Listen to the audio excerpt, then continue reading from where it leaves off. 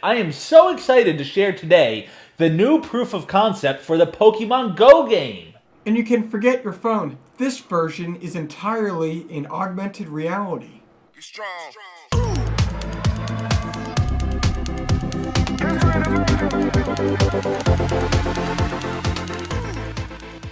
The creators of PokemonGo, Niantic, have partnered with Microsoft to produce this demonstration. And unfortunately, this will remain just a demonstration for a while. Niantic has stressed it is not dedicated to building the app or even ready for consumers.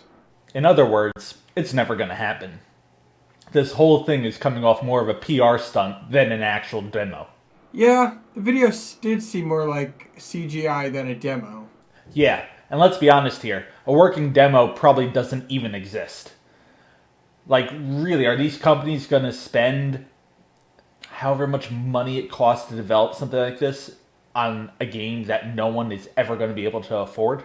With a price tag of over $3,500 for just the headset, this game is long way away. Absolutely. But it does give us the 90s kids a sense of hope and nostalgia.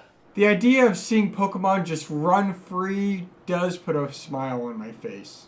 I would love that too, but the idea of people chasing after them makes me pretty anxious. The first Pokemon Go did have a lot of people running wild. I think wild is a huge understatement.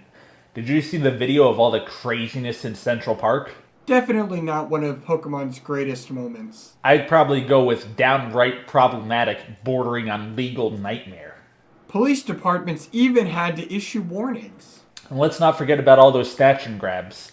Phones were literally ripped out of people's hands, and some people were even lured away from the crowd and then robbed. Could you imagine how crazy things would get if each player had headsets that were worth $3,500? That would be a bad sight with a lot of spinal injuries. Players staring at their phones definitely are not aware of their surroundings and can be bumping into things and, again, not paying attention. Do you think, though, Riley, that a HoloLens, an augmented reality headset, would make that worse or better? And with another thing I want to ask, what do you think about people driving and playing? Well, with the HoloLens, it would make it quite a bit easier and probably a little bit safer, being that it's not just something covering your eyes like some of the other like HTC Vives or any of those other kind of products.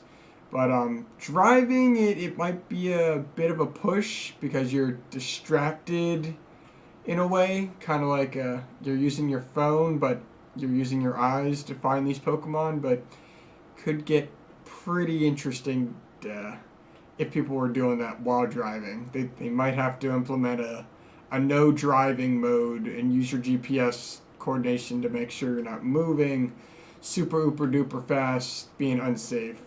So since I brought up driving and it could be a nightmare with GPS and all that, do you think any regulations will go into play because of this? Quite simply, I think regulation is going to have to become a thing. Just like in Ready Player One, we'll eventually get to the point, just like what happened in Central Park, with people just running through traffic and stuff to play a video game out in the open. And with an augmented or virtual reality headset, people are just going to be all over the place. And as this hits mainstream, more games and more headsets means more people running in the street.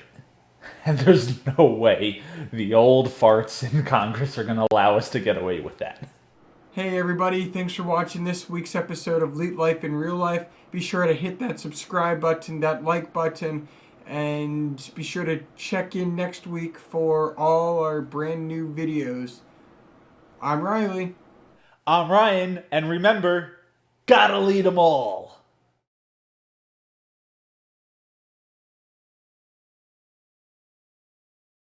Hey everybody, thanks for watching this week's episode of Elite Life in Real Life. Be sure to hit that subscribe button, that like button, and be sure to check in next week for all our brand new videos.